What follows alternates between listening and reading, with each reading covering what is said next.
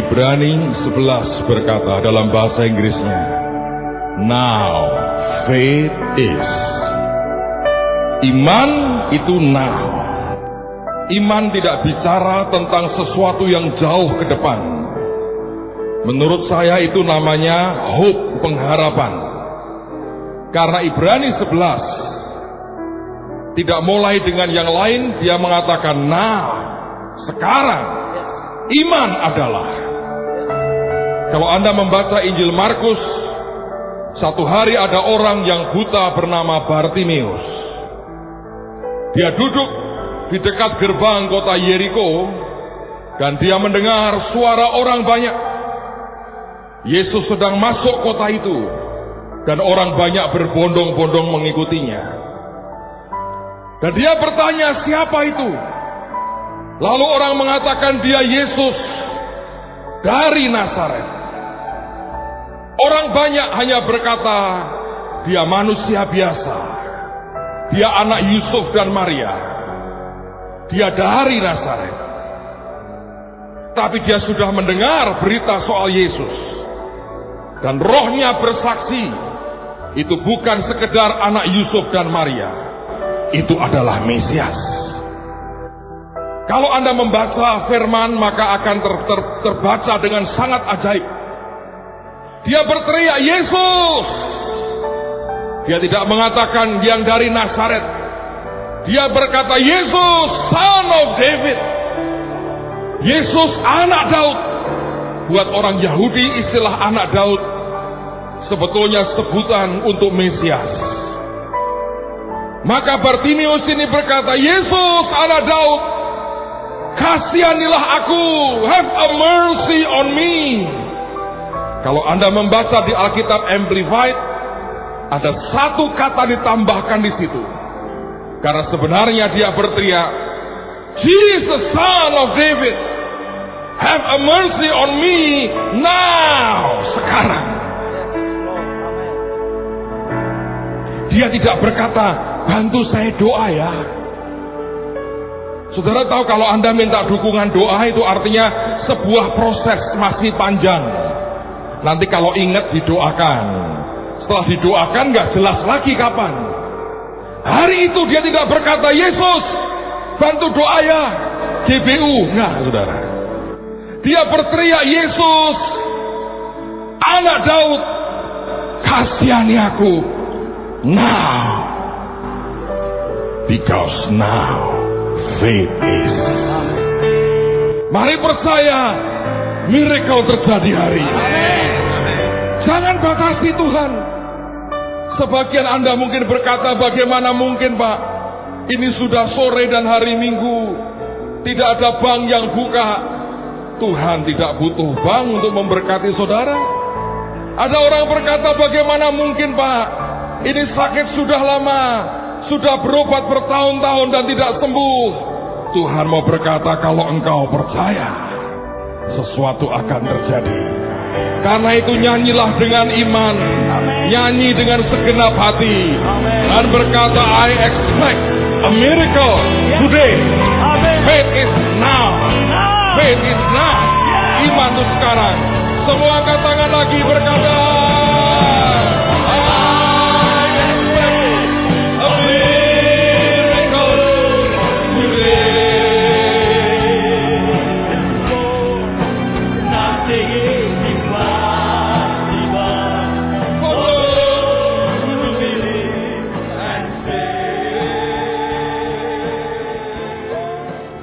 dan Tuhan kau bicara kepada anak-anakmu, biar remah Tuhan turun hari ini. Roh hikmat, wahyu dan pengertian yang kuasai kami. Tidak ada satupun yang pulang dan tidak mengalami miracle dari Tuhan hari ini. Kau memberkati hari ini untuk kemuliaan nama-Mu. Di dalam nama Tuhan Yesus, semua yang diberkati berkata, Amin. Silakan duduk dalam hadirat Tuhan. Saudara sekalian, kita mau belajar tentang satu subjek yang saya berharap akan membuat iman kita naik dan berkata, we are the champion. Tidak ada kaitan dengan kita kalah dengan Malaysia lagi 2-0 kemarin. Ini tidak ada sangkut paut dengan sepak bola, tapi ini sangkut paut dengan sepak bola tahun 3000 sekian, mungkin satu hari itu milik kita. But we are the champion.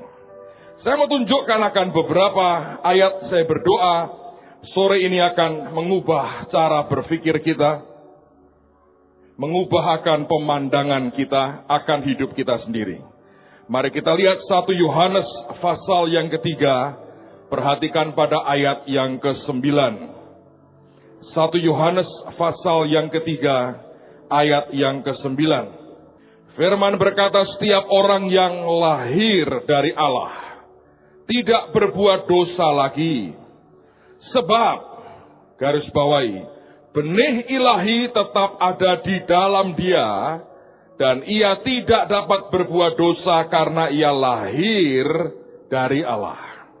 Kalau Anda mempelajari akan ayat ini, maka kata benih, yang kemudian Alkitab berkata itu merupakan benih ilahi, sebenarnya diambil dari kata Yunani sperma. Saudara, saya masih ingat lebih dari 20 tahun yang lalu ketika anak saya yang pertama dikandung. Kami dokter, kami berobat atau kami kami berkunjung secara rutin, kita datang ke dokter kandungan, dan ketika kandungan makin besar, dokternya tanya dengan saya, Bapak, nanti pada waktu anak ini dilahirkan, Bapak akan tungguin di dalam atau nunggu di luar? Wah, saya bilang, loh, memang bisa nungguin di dalam? Bisa. Saya berkata, oke, saya akan tungguin di dalam. Saya kepengen lihat bagaimana anak saya lahir. Lalu kemudian dia tanya dengan saya, apakah Bapak kuat lihat akan prosesnya, banyak darah dan sebagainya? Saya bilang, dok, ini anak pertama. Dan sebelumnya belum pernah saya tungguin orang melahirkan.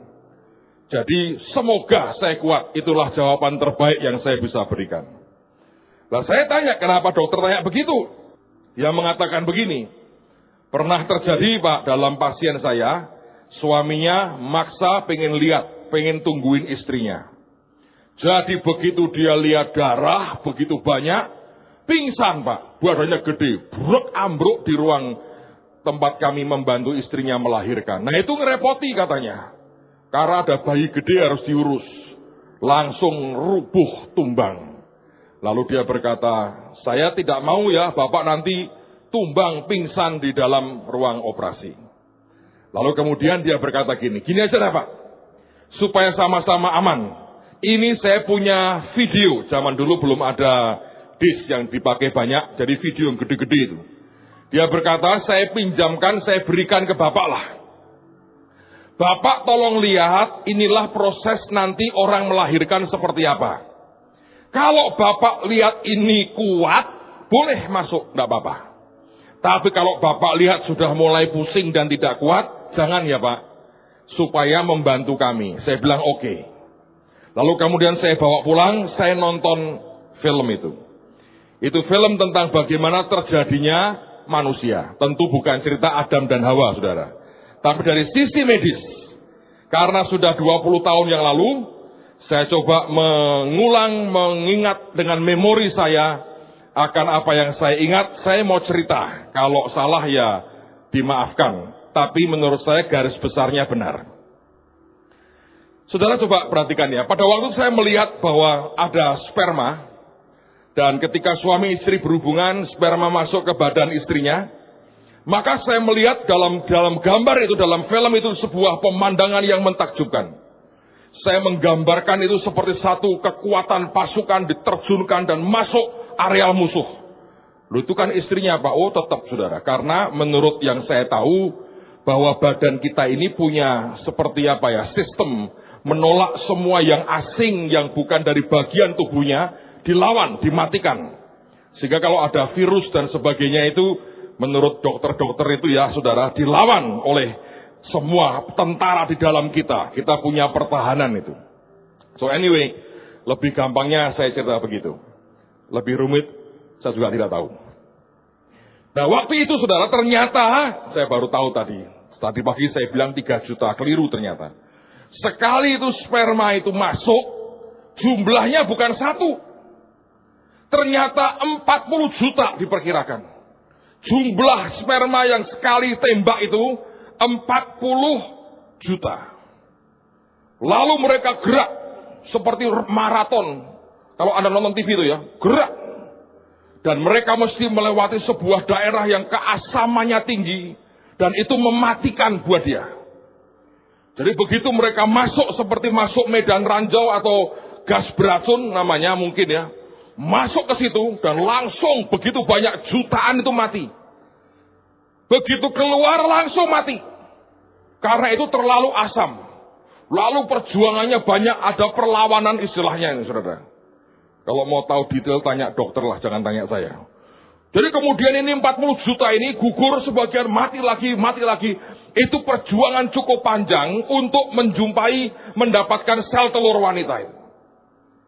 Nanti dilihat saudara, di video itu saya kelihatan jelas sekali. Itu makin lama makin sedikit. Yang mati makin banyak. Truk gak kuat, mati. Yang mungkin jantungan, asma, apa mati semua itu sudah gak kuat. Gak kuat. Sampai kemudian tinggal beberapa. Wah, itu saling ngotot berkejaran. Nanti sebuah titik ada satu yang beberapa ngerubutin yang sel telurnya wanita itu berlomba itu mencoba masuk. Sebagian bawa bunga, sebagian bawa berlian untuk merayu, izinkanlah aku masuk di hatimu. Gitu kira-kira. Gak ada tambahan saya. Begitu akhirnya satu diterima, zup masuk, nutup. Yang lain sudah hopeless. Dan kemudian makin melemah dan mati pelan-pelan. Dari 40 juta sel, kemudian masuk hanya satu. Dia mengalahkan 39.999.999 sel yang lain dia kalahkan. Dia satu championnya masuk. Terjadi pembuahan. Sekian bulan kemudian lahir. Itulah champion. Siapa dia? Orang yang duduk di sebelah Anda. Coba amati dengan baik. Anda sedang duduk di sebelah seorang champion. Loh Pak, kok modelku pengen kayak ini? Itu sudah terbaik. Karena yang lain sudah mati semua saudara. Habis. Saudara adalah produk terbaik secara manusia. Anda ini produk terbaik. Jangan berkata, kok cuma segini. Artinya dalam hidup Anda, ada benih yang terbukti, mampu mengalahkan hampir 40 juta pesaing yang lain. Kalau Anda bisa mengatasi kira-kira 40 juta, apalagi itu namanya, kalau bukan seorang champion yang sebenarnya. So we are the champion. Yang ajaib lagi, di dalam Yesus. Ketika kita lahir baru, kita terima Tuhan.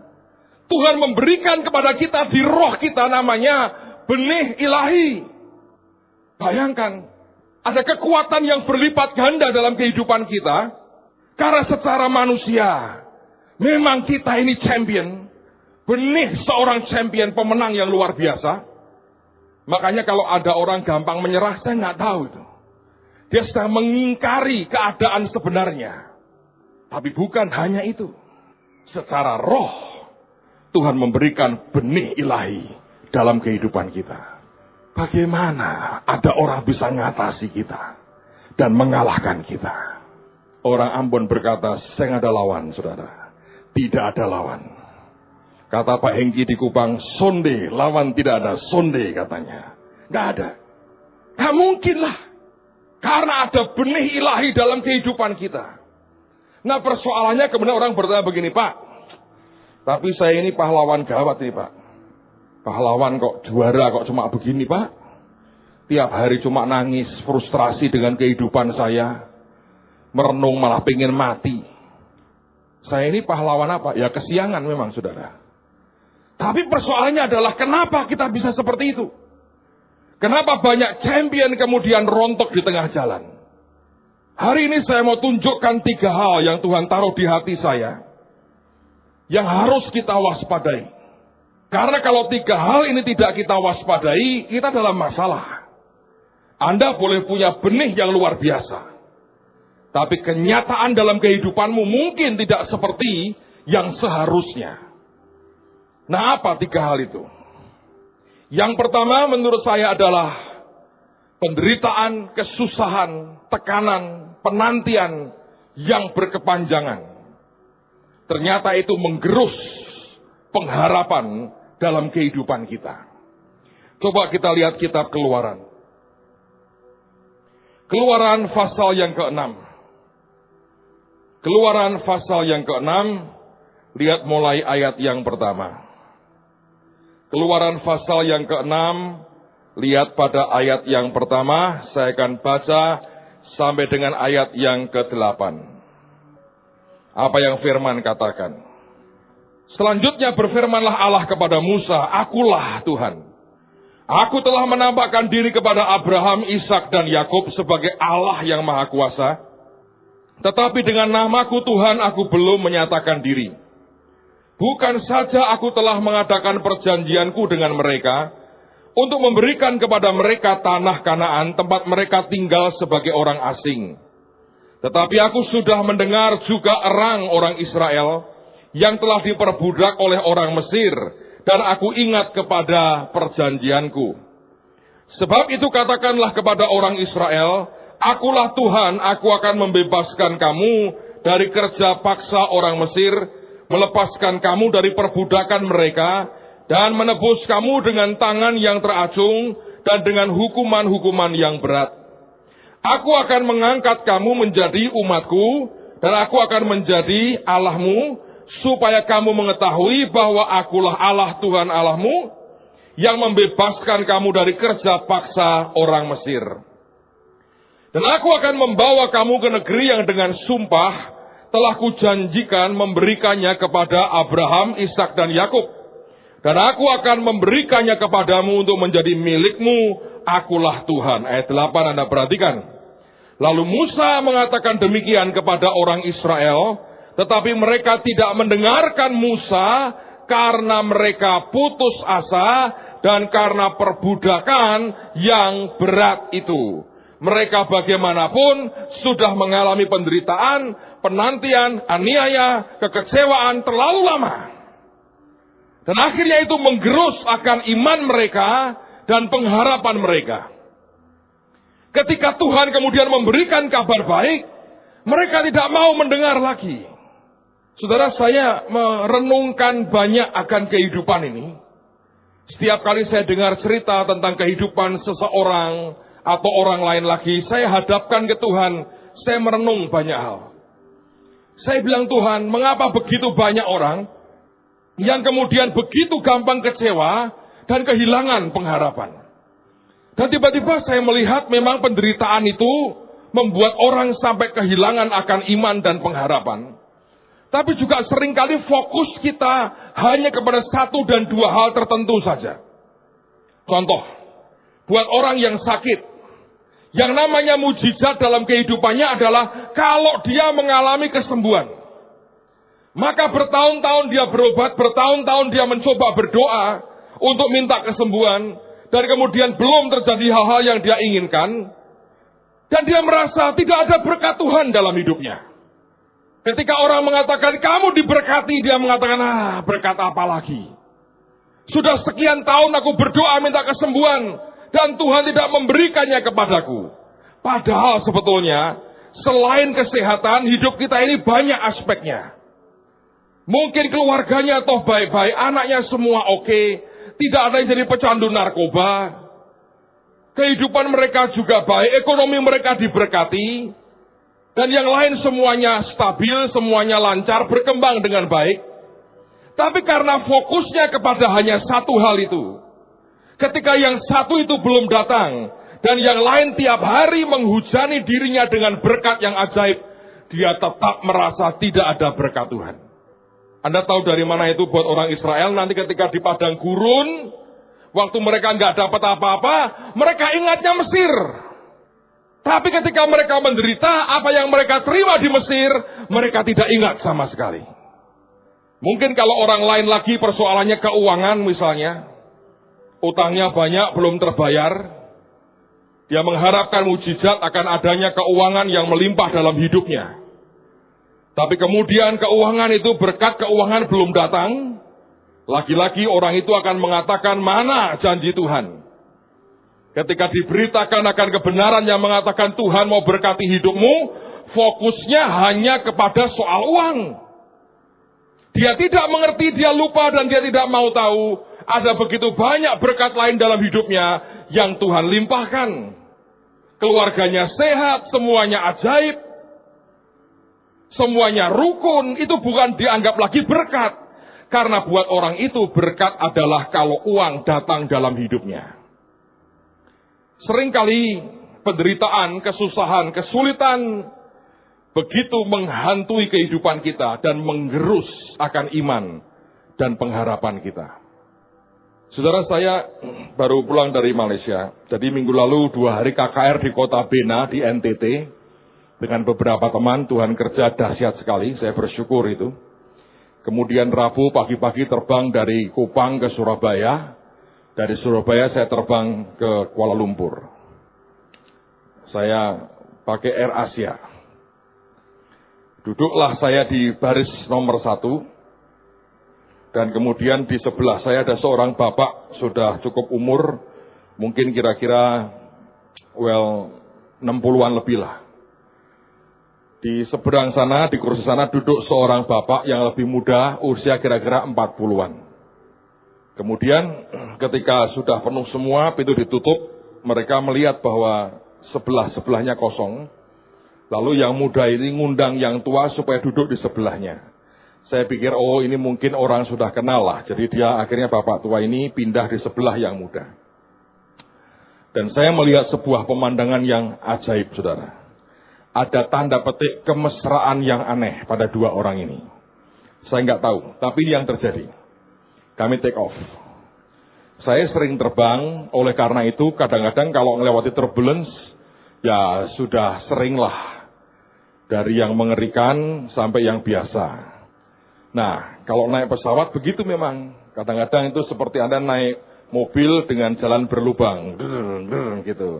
Hanya memang kakimu nggak bisa keluar. Kalau naik motor, kalau masuk lubang, bisa keluar 2 kakimu. Ceras untuk penjagaan jangan sampai jatuh. Di pesawat nggak mungkin begitu kan. Jadi begitu naik, nggak lama kemudian kami kena turbulence. Walaupun menurut saya itu tuh ringan. Dan pilot juga tidak pasang tanda seatbelt suruh pakai. Karena menurut saya, ya mungkin ini awan lah, kemudian ya goyang sedikit ya biasalah, getar gitu. Tiba-tiba ketika sedang lagi getar gitu, dan saya ngelihat juga nggak terjadi apa-apa, di luar juga nggak terlalu gelap, saya dengar suara yang horor sekali. Saya bilang gini, ini kok ada uji nyali toh siang-siang gini. Karena saya terbang jam 9, setengah 10. Ini bukan setengah 10 malam, pesawat cukup penuh. Dan saya dengar suara horor. Saya lihat toh, refleks cari arah suaranya. Saya kaget. 2 orang pria ini sedang berpegangan. Bukan megang tangan gini, saudara. Saling gini, jarinya saling ngerapet gini. Wih, kok mesra banget. Saya nggak tahu, yang muda ini ketakutan. Sambil nutup matanya. Manggil-manggil, pokoknya nggak tahu lah ngomong apa. Saya bilang, ini kok horor banget sih. Pramugarinya lihat, nggak berani tertawa, saudara. Saya juga nahan diri, mau guyu ngakak gitu kok nggak sopan. Tapi horor banget, saudara. Nggak lama tenang. Setelah tenang, dia tenang. Dia buka mata lagi. Menjelang dekat ke KL, saudara, goyang lagi. Kali ini lebih kencang dari pertama. Dan di situ saya kaget. Saya noleh itu, saudara, mukanya dibenamkan ke keteknya bapak tua ini. Saya bilang, hidup kok tergantung bau keteknya orang itu. Saya tadinya sempat mikir gini, ini orang kenapa sih? Tapi sesaat saya berkata begini, Tuhan, terima kasih ya. Aku minimal diberkati karena tidak ikut horor. Kalau dia horor, saya horor. Saut-sautan. Bayangin, itu penamanya bukan Air Asia, Air Kuntilanak menurut saya. Yang ajaib lagi, akhirnya kami mendarat, saudara. Begitu mendarat, topnya dibuka. Dia sisir rambutnya. Seperti nggak terjadi apa-apa. Ya, tadi hai. Sekarang gaya begini. Berdiri gagah, saya bilang, mas gayamu tok. Dalam hati. Tuhan itu memberkati kita dengan banyak hal. Hanya kita tidak menyadari itu blessing Tuhan. Kita anggap sebagai hal yang biasa. Kita anggap bukan sesuatu berkat yang ajaib. Tapi Anda mesti waspada. Karena banyak orang ketika dia nggak terima berkat, dia menanti dan belum datang. Ini ya yang saudara ya, yang sopan-sopannya kalau ada orang lain yang diberkati, ya paling-paling dia diam aja. Dia paling-paling diam, dan kemudian dia paling-paling berkata, good for you, baguslah buat kamu. Dia nggak bisa bersyukur karena buat dia berkatnya orang lain itu nothing, kalau berkat gua itu baru jos. Tapi seringkali yang lebih kurang ajar ketika ada orang diberkati, dia marah. Kenapa lu yang diberkati, kenapa bukan gua? Menurut saya, ketidaktahuan diri itu yang menyebabkan masalah. Tapi saya mau berkata buat saudara, hati-hati. Karena saya melihat banyak orang, ketika dia terlalu lama dalam penderitaan, dia nunggu terlalu lama, proses yang dilewat terlalu lama, akhirnya dia kehilangan pengharapan. Dan dia kehilangan iman. Maka kekuatan dia sebagai seorang champion, tiba-tiba memudar. Dan itu sebuah persoalan yang mengerikan sekali. Saya berdoa, tetap kita percaya. Apapun yang terjadi. Karena Tuhan tidak akan membuat kita tergeletak. Amen, saudara. Banyak orang ini sebetulnya menurut saya terlalu curiga dengan Tuhan. Nah, saya mau cerita sesuatu lah. Saya berharap nolong Anda mengerti. Siapa yang merasa dirinya lebih baik dari Allah Bapa? Coba angkat tangan, ada nggak saudara? Saya sih nggak berani. Saudara. Itu kebacut, ada yang angkat tangan itu kebacut bener tuh. Karena engkau belum pernah menyerahkan anakmu itu dibunuh untuk orang lain, saudara.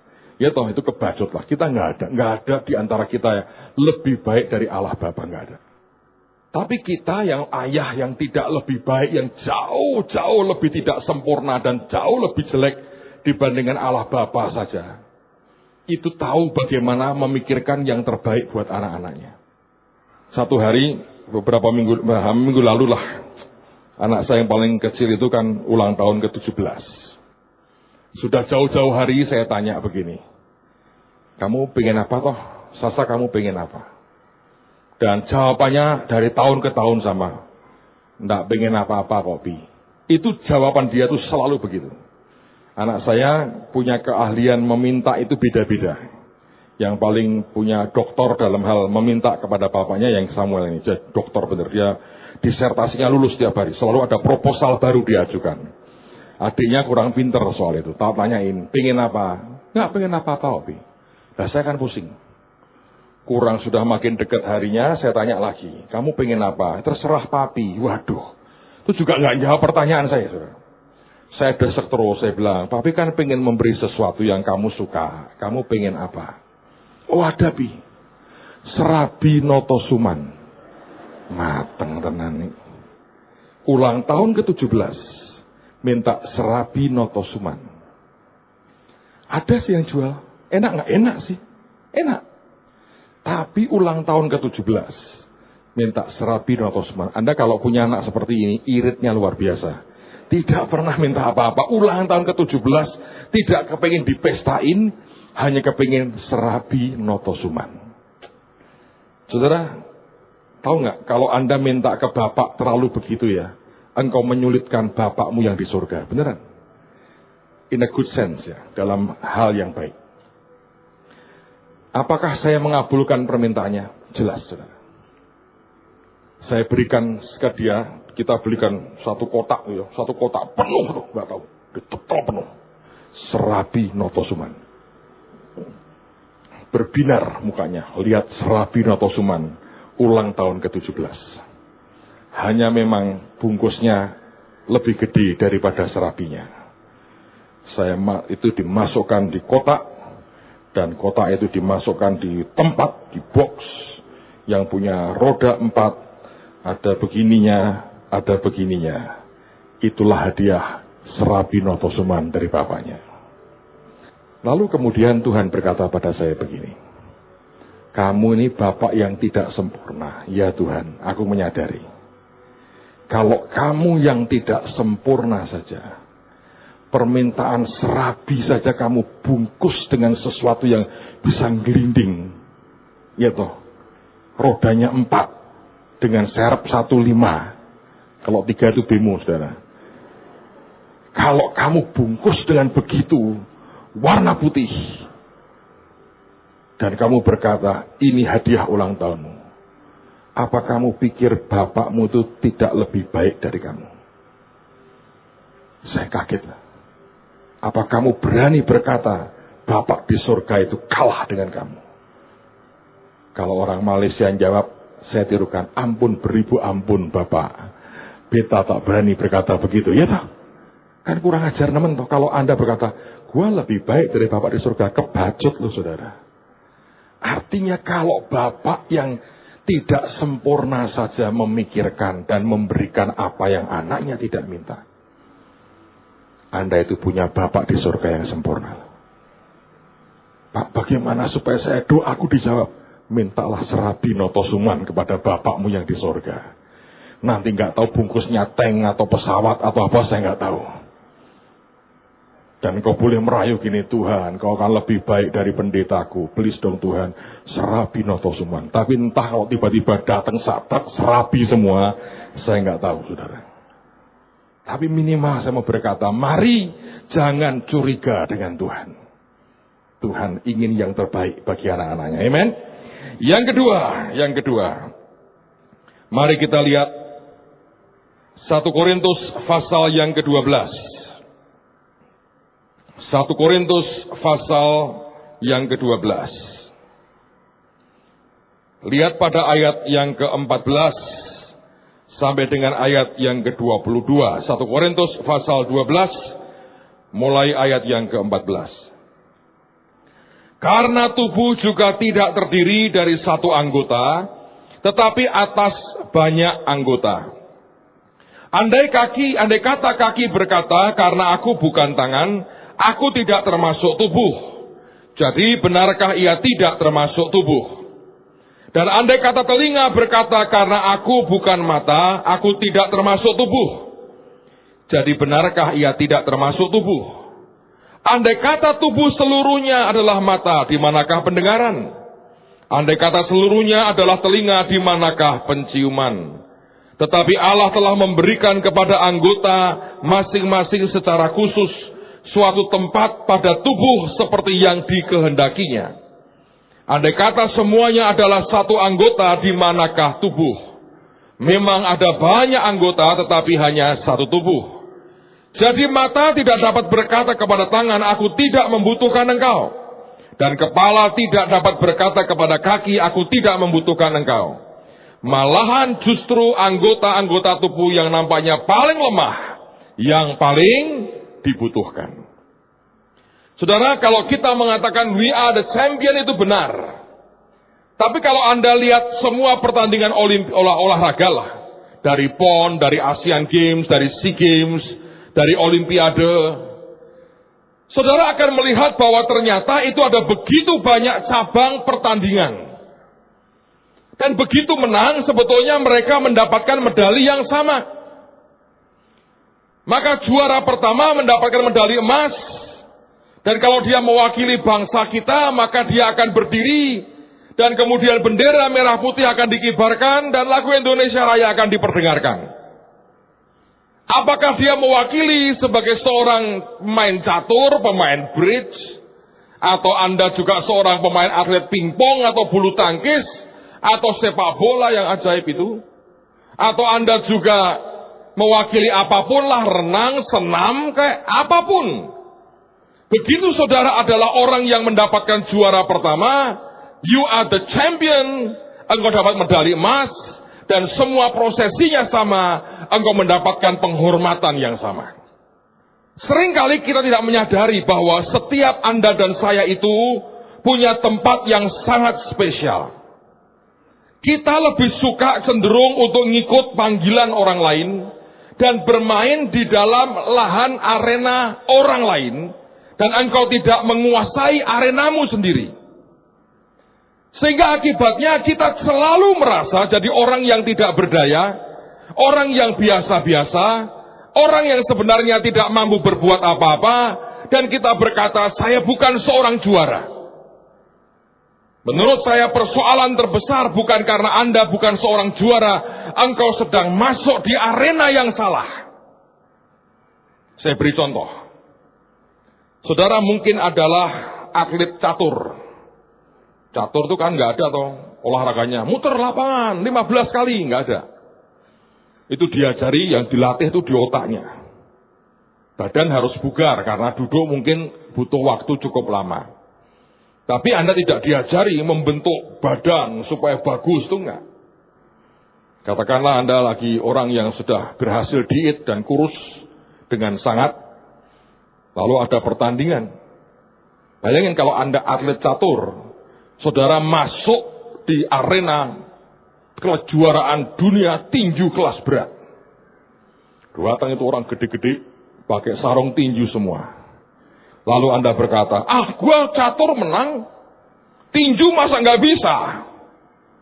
Anda buka bajumu, bina rangka, karena kerangka semua yang keluar.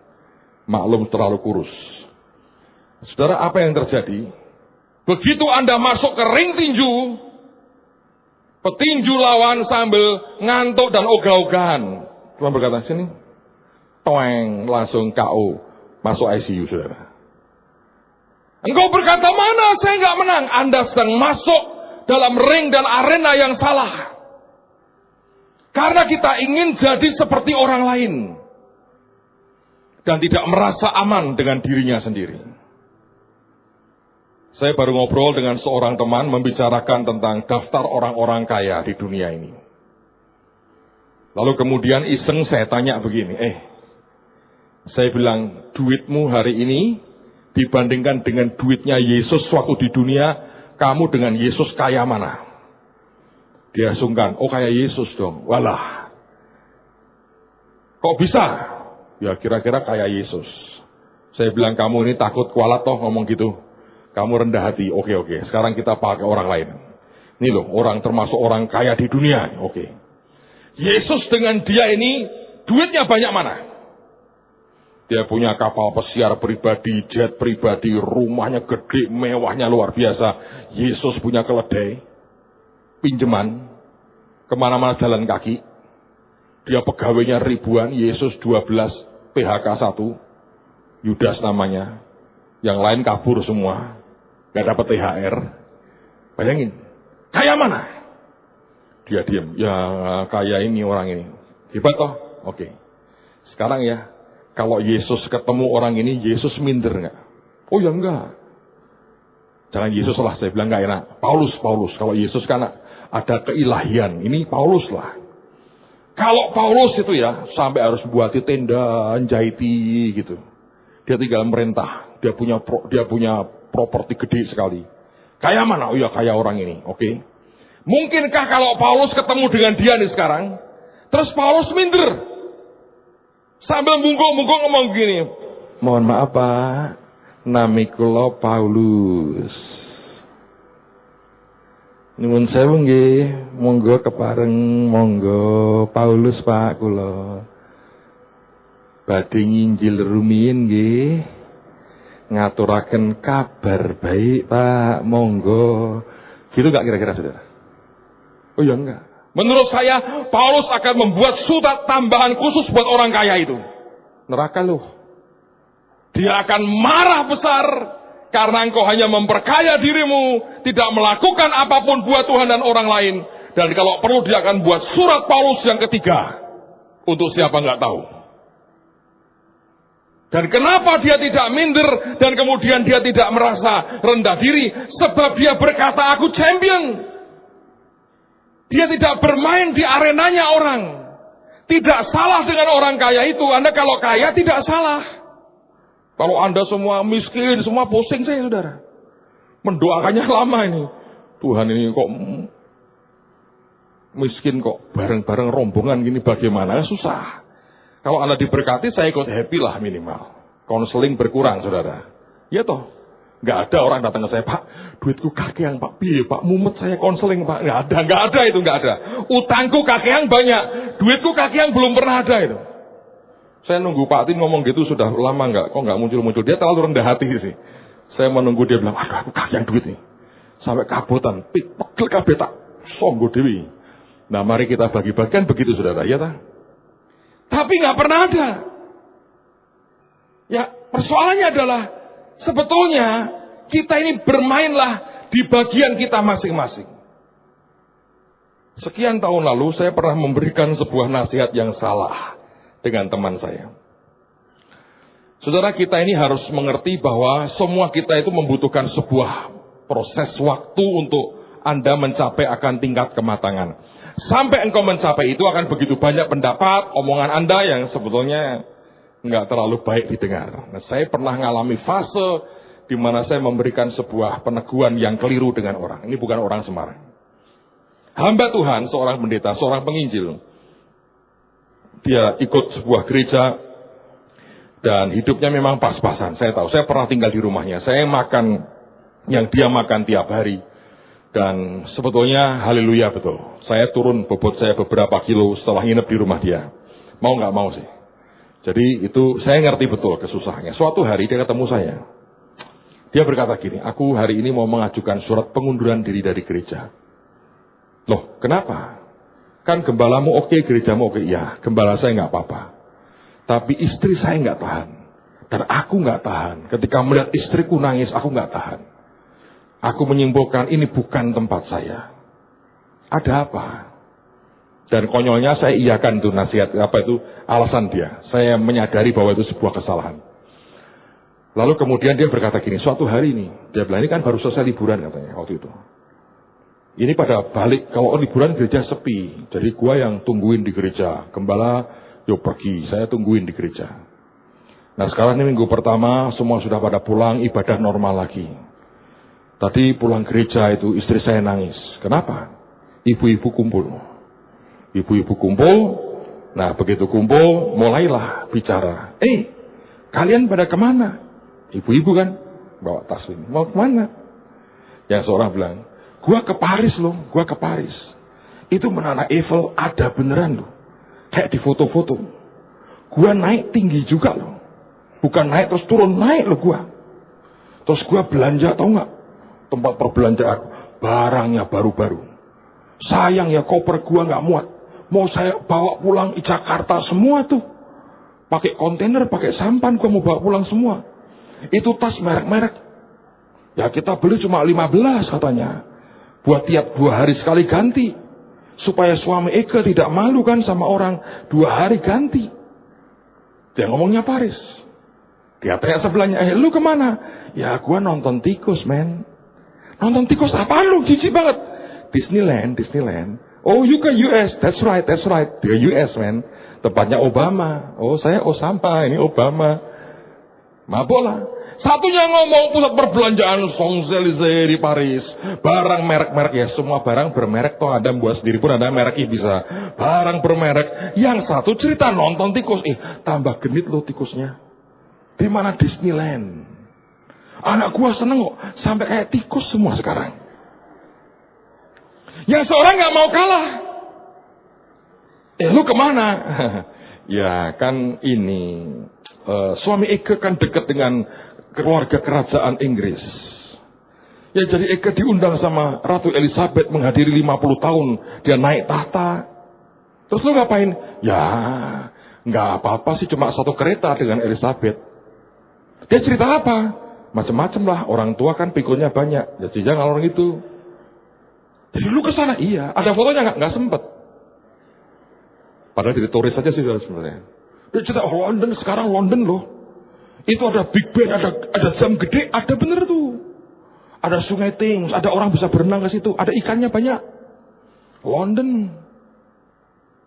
Yang seorang lagi bertanya, Anda kemana sis?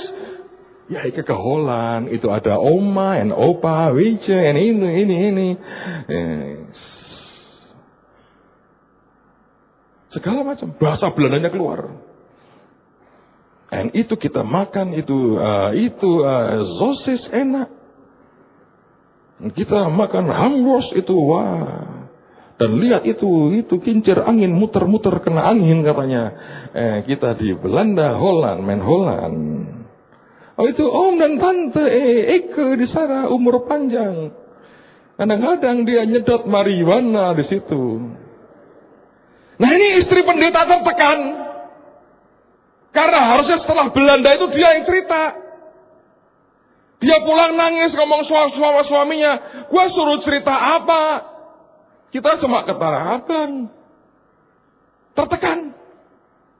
Dan dia berkata saya mau keluar. Saya bilang ya bener keluar aja. Saya pikir gue goblok banget tuh. Saudara tahu di mana persoalannya? Ya biarkan orang mau ke Paris, orang mau ke Amerika, orang mau ke Belanda, orang mau temuin Ratu Elizabeth, baguslah. Yang penting souvenirnya kita dapat, selesai kan? Asal kita nggak minta kita yang bayarin aja. Ya nggak apa-apa dong, pergi. Lalu kita bagaimana, Pak? Kita mau ke Singapura, suami kita berkata, yuk sewa sampan. Kan nggak nyampe-nyampe.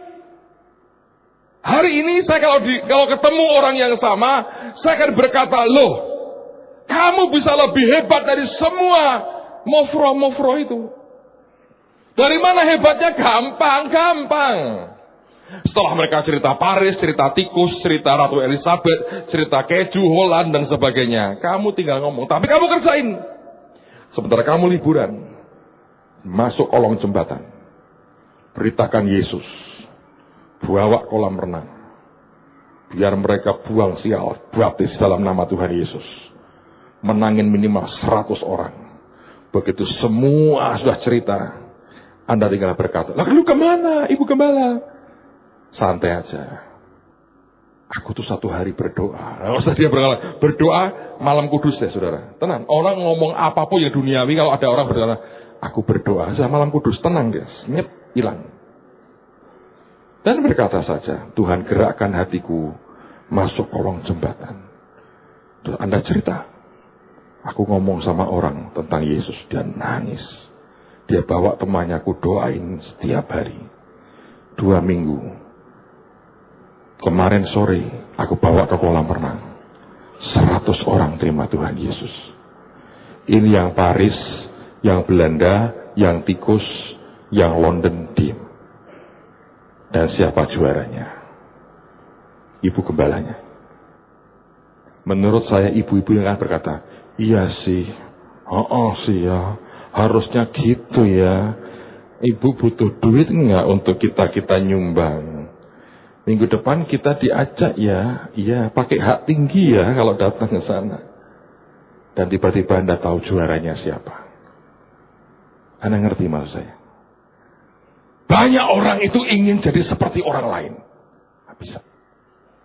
Dalam panggilanmu, dalam keadaanmu sekarang, jangan nunggu nanti 2 tahun lagi kau berbuat sesuatu. Dalam keterbatasan kita pun Anda bisa berkata, Tuhan, bagianku itu apa? Kerjakan itu. Tiba-tiba Anda akan jadi juara yang luar biasa. Buat saya hari ini saya muter hampir 50 negara di dunia. Tidak membutuhkan untuk saya jadi orang kaya untuk bisa beli tiket untuk pergi keliling dunia ke 50 negara. Tidak perlu. Saya masuk di arena saya, lakukan yang terbaik dengan Tuhan. Bergerak dengan Tuhan itu membawa saya kemanapun yang saya mau. Anda ngerti, hamba Tuhanlah Maurice Cerullo. Pakai Tuhan luar biasa. Ya, kita nggak usah berkompetisi dengan Maurice Cerullo. Saya suruh seperti Maurice nggak bisa. I can hear you. Nggak bisa saya. I greet you in the name of Jesus. Papa and Mama send our love to you. I can hear you. Oh my God, oh my God. Gak bisa saya. Kurang serak suara saya. Kurang serak. Saya gak bisa kayak Benny Hinn. Saya kepengen nadanya diangkat, saya begini-begini. Kalau beliau begini. Saya mau begini lupa terus. Ini tok saudara. Harusnya begini. Pak Victor mungkin bisa. Nggak bisa sih. Saya Januari nanti khotbah di Maurice Cerullo di World Conference-nya. Terus diminta untuk ikut mendoakan tanah yang dia baru beli, mau bangun akan Legacy Center. Seren saya diminta benihin di program TV-nya dia di Amerika, Januari. Saya belum kerjain semua lagi akan ini. Konsentrasi masih di acara Desember, sepanjang Desember kita akan cukup sibuk. Ya, kita lakukan bagian kita. Tadi pagi saya terima fax, Morris minta saya ikut bicara lagi di Tel Aviv bulan November, dan dia bilang, tolong ajak penari-penarimu lagi. Terima kasih. Ya, kita nggak usah berkompetisi kan.